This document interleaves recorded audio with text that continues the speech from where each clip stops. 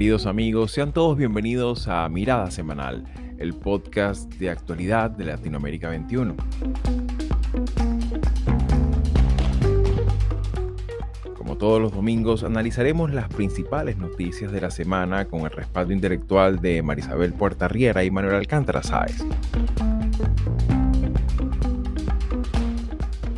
Y bien amigos, sean todos una vez más bienvenidos a Mirada Semanal. Y bueno, en esta ocasión nos hemos vestido de gala para recibir a Milagros Campos, que nos va a ayudar un poco a hacer esta revisión que ya hemos hecho en otros episodios de Mirada Semanal, donde hemos evaluado la dinámica, la compleja dinámica política del Perú, particularmente esa relación tan turbulenta que ha habido en la presidencia y los últimos presidentes con el Congreso.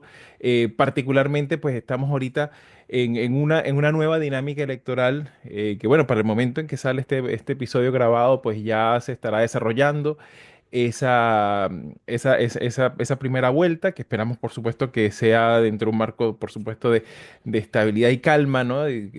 Sin embargo, para poder conocer un poco más en detalle, me gustaría tu palabra, digamos, como ese pantallazo inicial, ¿no? Del Perú, de este primer trimestre del 2026, en el que, bueno, precisamente para esta fecha estaría Balcázar, José María Balcázar tenía como algo así como 53 días, ni siquiera ese, ese linde que ponemos muchas veces los politólogos de evaluar los primeros 100 días, ¿no? Aquí estaremos evaluando casi que su primer mandato es que estas elecciones salgan bien, ¿no?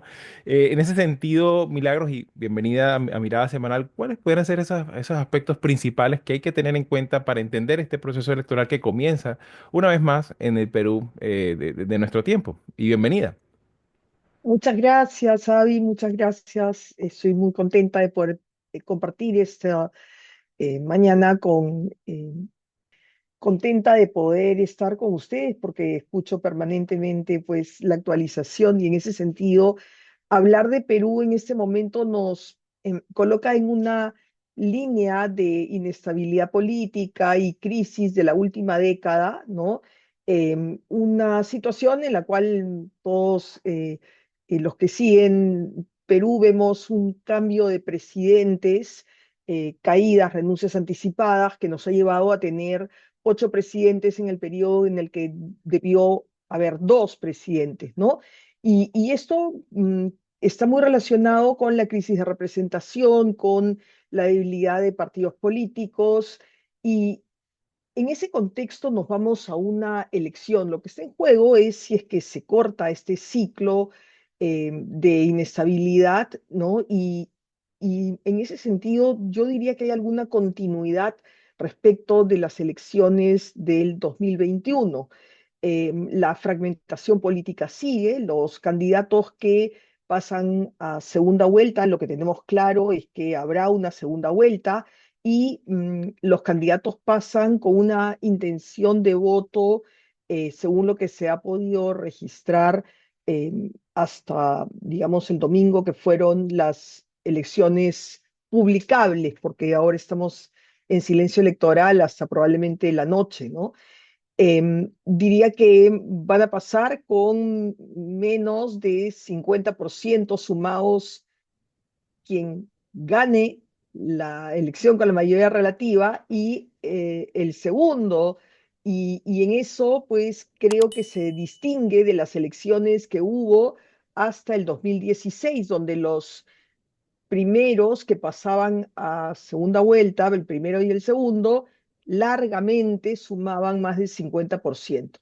Para llegar al 50%, para tener una idea, debemos de contar 7 u 8, dependiendo de la encuestadora, candidatos y sus intenciones de voto, ¿no? Entonces, ahí hay una continuidad, fragmentación no solamente por el número de candidatos, que es 35, sino fragmentación porque la intención de voto es mínima, el electorado está desencantado un poco de ir a elecciones y que no hayan realmente cambios, ¿no? Y el barómetro de las Américas refleja eso claramente, que desde 2012 el Perú ha venido registrando menores índices de satisfacción con su democracia, ¿no? Claro, y obviamente, y para esto me gustaría un poco ampliar también la cancha a Manolo y Marisabel, porque claro, ciertamente hemos conversado aquí mucho de este desencanto, ¿no? Muchas veces hablamos de esta fragmentación de partidos, también fragmentación en el Congreso, entre las fuerzas políticas, que es uno de los síntomas también de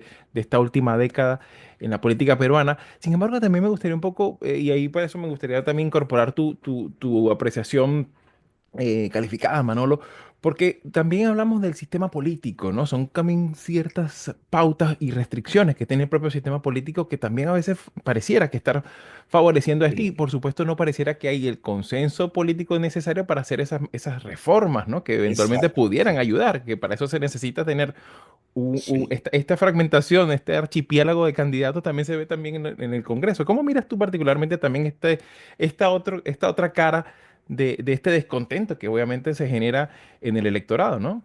Sí, Xavi, das para mí en una clave, para mí, yo diría misteriosa de la política, y es su incapacidad de reaccionar ante los cambios.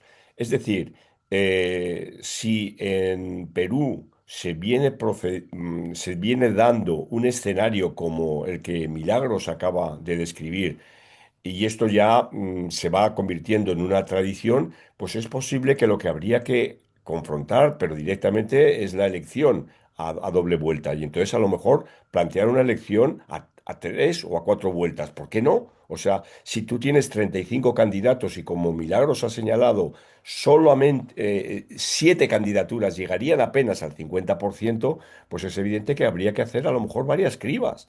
Y bueno, pues esto se hace un primera, primera elección para, por ejemplo, sacar nada más seis candidatos, una segunda elección en la que esos seis candidatos elegidos en la primera se presentan y ahí sí se va a seleccionar a los dos, pero hay una posibilidad de cribar y que la gente además pues vaya viendo el perfil de estas candidaturas, vaya viendo debates presidenciales, etcétera. Más aún en un escenario donde los partidos políticos hace muchísimo tiempo que desaparecieron, ¿no? Como tal. Entonces, yo reivindico esta urgente necesidad de configurar una reforma que acometa este escenario.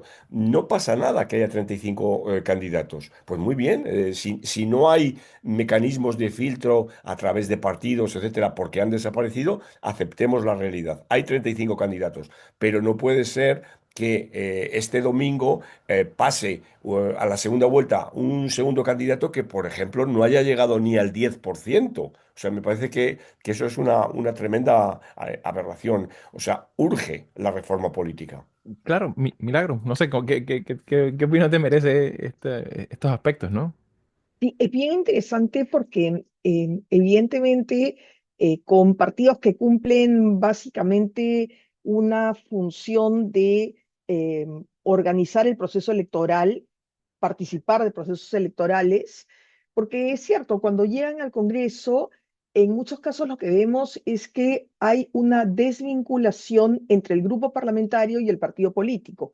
En otros casos no, pero ojo que tenemos el transfugismo como una muestra de esa debilidad partidaria que, digamos que en una primera etapa, hasta el 2016, llegaba al 30% de los miembros del Congreso, pero en este periodo está en casi 50%. Y además hay muchos candidatos, perdón, muchos congresistas que cambiaron de bancada no una ni dos veces, sino se acercan a 10 veces. Y no estoy hablando de uno o dos casos. Entonces, esa debilidad partidaria se traduce también en instituciones que de un lado introducen un umbral de representación para evitar la fragmentación, pero al momento que el Congreso está en funciones, se pueden conformar nuevos grupos políticos entre quienes renuncian.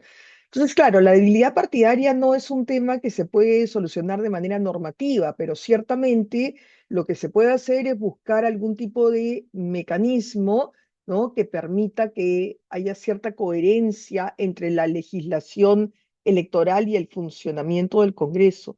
Yo quería referirme a un tema respecto de la reforma política, porque como saben ustedes, el Perú pues ha sido calificado como hiperactivo en los estudios que hace Flavia Freidenberg y específicamente uno que trabajó con Tomás Dosek, mostrando el número de reformas políticas que tiene el Perú, ¿no? Y eso incluye ciertamente reformas constitucionales, hablaremos luego seguramente de la bicameralidad, pero una reforma que se introdujo justamente fue el de las PASO. Las PASO, al estilo peruano, digamos, se distanciaban un poco de las Importante la argentinas. acotación, Milagros, de las pasos Sí, argentinas, ¿no? Sobre todo para nuestros escuchas que no están familiarizados con esta dinámica de primarias. sí, es, el esquema eran primarias abiertas, simultáneas y obligatorias, ¿no? En las que justamente lo que se buscaba es una suerte de eliminatorias, ¿no? Estando cercanos al mundial, ¿no? Con un número Muy buen grande de recurso, partidos, excelente recurso, Milagros. que haya una forma de concentrar las opciones políticas en quienes lograran tener un número de preferencias electorales en estas PASO y los demás pues seguramente se aglutinarían detrás de las opciones políticas que habían logrado mayor cantidad de votos, ¿no? Estas se suspendieron por la pandemia y luego se derogaron, pero al derogarse, el problema, creo, es que no se sustituyó ningún mecanismo reductor. Entonces, en realidad, la mayoría de los partidos estaba muy descontento con esta opción. Era cuestión de conversarlo y ver cuál era en el debate una alternativa que permita reducir opciones y aglutinar posiciones políticas similares, ¿no?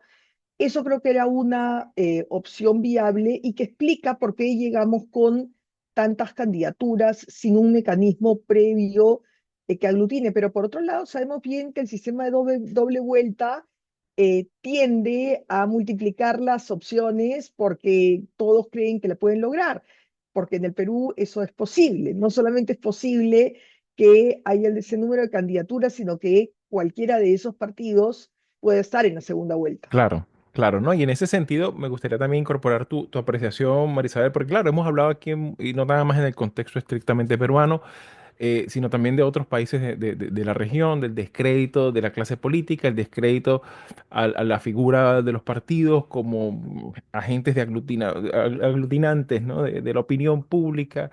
Y en ese sentido, Marisabel, no sé, me gustaría un poco tu participación, pregunta con respecto a esto, ¿no? Porque claro, cuando uno entra y revisa los datos y revisa la demoscopia y como decía Milagros, esta cantidad de pequeñas, de pequeños parcelas, ¿no? de opinión pública, siempre queda la pregunta, acá, bueno, ¿cuál es el clima para, o sea, cuáles son esas características para entender este clima electoral, ¿no? ¿Cómo miras tú particularmente este nuevo proceso que entra en el Perú, Marisabel? Bueno, primero darle las gracias a Milagros por acompañarnos, verdad que es un gusto y un placer. Y justamente pensando en la fragmentación política partidista y en los efectos que eso tiene a la hora de no solamente lograr consensos en términos del legislativo, de cómo llevar adelante las reformas que son necesarias, ¿no? Que a veces esas reformas son una amenaza para la propia clase política y por eso se entiende que haya tanta resistencia, ¿no? Y que eso esté contribuyendo a esa fragmentación. Pero mi duda es, ¿cuál es el rol de la sociedad civil en un contexto como este, donde justamente hay no solamente desafección política, sino que hay una tremenda desconfianza en la política como un valor fundamental de una sociedad abierta, ¿no? Entonces, si bien los partidos no están respondiendo a las necesidades de la gente, pero entonces, ¿hacia quién puede la gente dirigirse y depositar esa confianza para tratar de plantear una alternativa que no sea antipartido, que es lo que en algunos casos ha ocurrido? Por ejemplo, en mi caso personal, lo recuerdo en Venezuela, pero que sí sea una manera de articular esfuerzos, porque como lo dice Xavi, los partidos son, su misión es agregar demandas y que esas demandas tengan la posibilidad de ser no solamente escuchadas, sino satisfechas a través de los mecanismos institucionales del sistema político. Pero cuando ese sistema político está por una parte, porque lo has dicho, ¿no? Hay una debilidad institucional que amerita esa reforma. Pero si esa reforma depende de esas instituciones, entonces tiene que ser un outsider el que trate de poner presión en el sistema para que haya esa recuperación. Eh, eh, Pienso en la sociedad civil, pero hay algunas otras alternativas además de la sociedad civil. ¿Cómo es esa relación en ese encuadre, ¿no? De una gravedad institucional en el Perú? Adelante, Milagro. Sí, Marisabel, creo que es un análisis bien interesante el que planteas. Ayer justo conversando con un buen amigo me decía que uno de los problemas que él veía es la desconfianza estructural que existe en el país, ¿no? Y creo que si nosotros miramos la encuesta que se hace regularmente sobre confianza en las instituciones, vemos que esta viene también decayendo, incluso la confianza interpersonal, ¿no? Y creo que ese es un problema eh, particular que define a la sociedad peruana y que la vinculo también con los problemas de informalidad, ¿no? La informalidad en el Perú es cercana al 80%.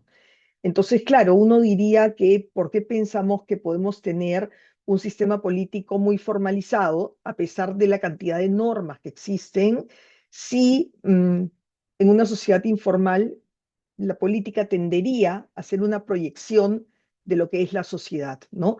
Entonces, creo que ese es un elemento importante para entender a la sociedad peruana en ese momento de mucho emprendimiento, donde también ciertamente uno de los principales problemas que afronta el país es el de la inseguridad ciudadana y la penetración del crimen organizado, ¿no? Entonces, incluso podríamos hablar de economías ilegales que marcan la necesidad de una política pública muy clara en este aspecto. Acá, por ejemplo, en términos de minería ilegal, se hace una distinción entre la minería artesanal o la minería informal frente a la minería ilegal, pero al final de cuentas esos límites no terminan siendo tan claros, sino más bien difusos, ¿no? Claro, y en ese sentido también, ya para afrontar la siguiente parte del programa, sí también de alguna manera nos interesa conocer un poco ese aspecto de cómo hacer creíble la función pública, ¿no? Cómo hacer creíble, y Manolo, me imagino que ya conociéndolo, muy probablemente quería alistar su pregunta sobre eso, sobre el tema de la función pública, ¿no? La labor del político, la labor de la administración pública, hasta qué punto también en el marco de esta dinámica de pugnacidad feroz que tenemos en el Perú y que se ha hecho tradición, pues hasta qué punto es creíble para la ciudadanía a veces grandes ofertas políticas, grandes ofertas en materia de seguridad, en materia de fiscal, en materia de reordenamiento municipal, de tantas cosas y temas pendientes, informalidad laboral, por ejemplo, ¿no? Entre otros grandes temas, cuando tienes en el software del sistema político están esas trabas, ¿no? O sea, en ese sentido, Manolo, me gustaría un poco ¿cómo miras tú también este tema de hasta qué punto la ciudadanía tiene un patrón, ¿no? de confianza cuando vemos que es tan difícil hacer políticas públicas de largo aliento y que precisamente, como dice Milagros, ¿no? Que es lo que la gente necesita, ¿no? O sea, certidumbre, no tan solo a nivel de inversión sino de proyecto de vida, ¿no? Bueno, recordad que la semana pasada dedicamos nuestra conversación al tema este de los índices de democracia, ¿no? Y al hilo de eso estoy ahora sacando en Latinoamérica 21 un artículo de opinión en el que trabajo sobre todo los índices de Economist de la Fundación Bertelsmann, ¿no? Y es interesante, para contestar tu pregunta, Perú es uno de los países que ha retrocedido en ambos índices. En concreto, en el índice de transformación política de la Fundación Bertelsmann pasa del 6,55 al 5,85, ¿no? Es decir, estamos viendo un descenso de 7 décimas. Y en el caso del Economist es parecido, pasa del 6,5 al 5,9, es decir, de nuevo 6 décimas, ¿no? Pero cuando vas al interior de la configuración del índice, hay aspectos que no dejan de ser interesantes y que contestan de alguna manera a tu pregunta, porque es precisamente en cuestiones vinculadas a capacidades estatales en las que Perú no da la talla.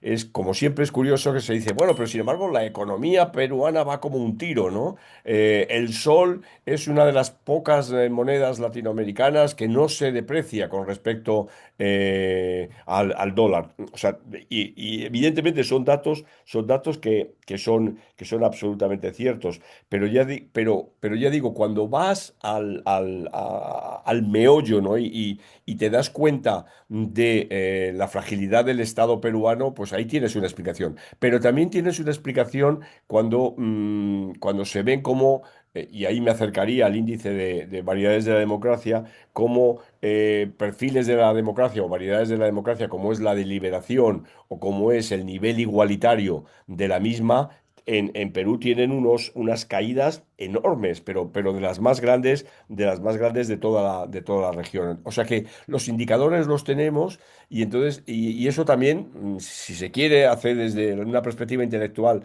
muy fascinante, y eso me gustaría que nos dijeras algo, Milagros, al respecto, muy fascinante el escenario de teniendo estos datos cómo es que la economía de Perú va bien y cómo es que aparentemente, ¿no? Bueno, se da un escenario mucho más que muchos otros países de la región, que muchos otros países vecinos quisieran tener, ¿no? Adelante, Milagro.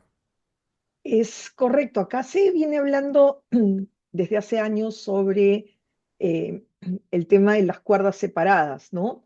Cómo es que la economía va por una cuerda separada respecto de la política.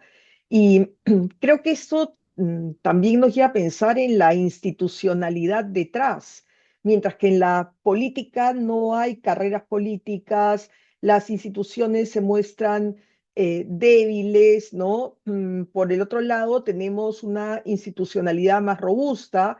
Un ejemplo de ello es que el presidente del Banco Central es el mismo desde 2006, ¿no? Eh, Él cuenta el número de presidentes que ha visto pasar, ¿no? Mientras que por el lado político tenemos más bien un cambio tremendo. Pero yo allí diría que entre 2001 y 2016 el Perú andaba más o menos en la senda de concretar a través de un acuerdo nacional cierto tipo de políticas, ¿no? Y hubo progresos muy claros en términos de reforma educativa, de reforma universitaria, en términos de reforma pensionaria incluso, y podría señalar algunos otros aspectos que con la crisis política creo que es más bien consecuencia de ella, pero también una descomposición de quienes no se vieron incluidos en este acuerdo y que sentían que este acuerdo iba pasando por unas élites a las cuales ellos no pertenecían, ¿no? Y la política fue tomada por estas personas que no se vieron identificadas en las reformas, que se vieron perjudicadas directamente por algunas reformas que exigían cierta meritocracia. Y allí también tenemos un poco el problema que mencionaba respecto a la capacidad estatal y de la burocracia, ¿no? Entonces, creo que este retroceso se da también en el marco de un retroceso en términos de erosión democrática, de retrocesos en valores y en cultura política, porque así como no hay identificación respecto de partidos políticos, solo un 8%, de acuerdo al Barómetro de las Américas, está identificado o simpatiza con un partido político. Lo propio ocurre con instituciones de la sociedad civil que son muy vilipendiadas por tener algún tipo de ideología, ¿no? Y se descalifica. Entonces, hay un problema estructural respecto del diálogo también, ¿no? De desconfianza que impide que se sientan a la mesa a encontrar soluciones concretas y más bien los acuerdos que se comienzan a tomar en distintos ámbitos son sin veto. Es decir, ¿cómo llegamos a consenso? Cada uno pone un tema sobre la mesa y nos ponemos de acuerdo en apoyarlo sin veto, Claro, en lugar de que claro. sean temas que se logren por consenso, ¿no? Entonces, yo sí creo que estamos en una nueva era que puede, digamos, matizarse con alguna de las reformas que se han hecho. Lo veo difícil, pero quiero ser optimista. Es decir, una época que hemos visto de 2001 a 2016, esta época de crisis que parte del 2016, ¿no? Ujú. y, Ya va y por una que década, claro. Ujú. Exacto, y que con estas elecciones, con el cambio que existe respecto de la bicameralidad, donde si bien ningún partido va a tener mayoría en el Senado o en diputados, lo cierto del caso es que con la barrera electoral, ese doble umbral de representación, yo creo que al menos 30 de los 38 listas que postulan van a quedar excluidas. Claro, claro. Entonces, eso es un problema que puede afectar la representatividad, pero ciertamente será un poco más fácil poder coordinar, y eso es lo que se juega en esta elección, Claro, ¿no? y en ese sentido me gustaría un poco también, y ya para cerrar la última segmento del programa, para darle también la posibilidad a Marisabel de participar en este último segmento, es también un poco cómo queda la cancha, ¿no? O sea, independientemente sabemos que no podemos hablar en este momento de ni encuestas ni nada, porque claro, evidentemente hay una fragmentación también ahí del electorado, pero a tu modo de ver, Milagros, me gustaría un breve comentario sobre, bueno, cuál pudiera ser la cancha con la que se pudiera enfrentar, sobre todo considerando esta tensión ya que se ha convertido en tradición, de pugnacidad entre el Ejecutivo y el Legislativo, y sobre todo, pues también considerando estas circunstancias que ya hemos descrito, ¿no? Y oye, perdona, y a Sí, ello me sí, gustaría que añadiera algo, Milagros, que tiene que ver con el hecho de que en 30 años, por primera vez, hay elecciones al Senado, porque se ha creado el Senado, que en el 93 había desaparecido, ¿no? Entonces, ¿qué ciertamente. nos puedes decir de esto? ¿Qué sistema electoral tiene el Senado ahora? Bien interesante los apuntes ahí porque efectivamente lo nuevo es el restablecimiento del Senado. Y creo que ahí es bien importante mirar que el retorno a la bicameralidad ha estado en la agenda nacional durante todos estos años, ¿no? No se había concretado, se concreta con un diseño un poco especial, no solamente por la forma de elección, sino por el funcionamiento. A ver, los bicameralismos se clasifican en congruentes o incongruentes según se parezca la elección de las cámaras. Yo diría que esto tiende a ser congruente, porque se eligen en la misma fecha, se eligen por el mismo periodo, participan los mismos partidos. Hay algunas particularidades. A los senadores se les exige contar con 45 años o experiencia parlamentaria previa, pero se elige con un sistema mixto, que es el que logró los votos. La mitad de los senadores, 30, van a ser elegidos por circunscripción nacional y la otra mitad se elige por circunscripciones uninominales, salvo el caso de Lima Metropolitana, donde por contar con un tercio electorado se eligen 4. Pero también esta fragmentación, y quiero llamar la atención sobre esto porque tiene que ver con lo que habíamos hablado, esta fragmentación de los partidos y de los votos se da también en las listas parlamentarias. de manera tal que podríamos tener representantes en las circunscripciones uninominales que lleguen con 15 o 20% de los votos, ¿no? En la mayoría de los casos. Y en todos los casos lo que tenemos es elección mediante voto preferencial. Entonces, también podemos tener, pues, una situación en la cual un eh, candidato con muchos votos preferenciales no entre porque su partido no tiene opciones. O con este doble umbral que requiere que pasen el 5% de votos válidos más 5% de escaños, alguien puede ganar largamente en una circunscripción uninominal, pero al no tener 3 senadores o haber pasado, además, de manera conjuntiva, los 5% de votos a nivel nacional, no ser elegido.